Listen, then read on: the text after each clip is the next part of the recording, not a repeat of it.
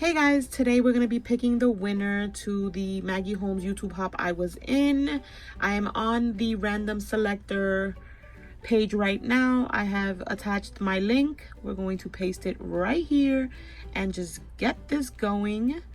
We're going to get the YouTube comments. We have 222 and now we're going to pick a winner. So if it's shaky, I apologize. I'm doing this real quick on my phone, but good luck, you guys.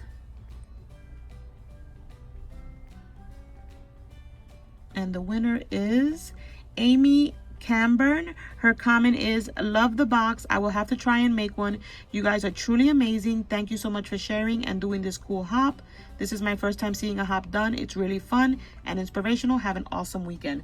Thank you, Amy. And don't forget to reach out and send me your info so that I can mail out your prize as soon as possible. Thank you to everyone who left a comment and joined in on the hop. Thank you, Betty, for hosting, and I will catch you on the next video. Bye.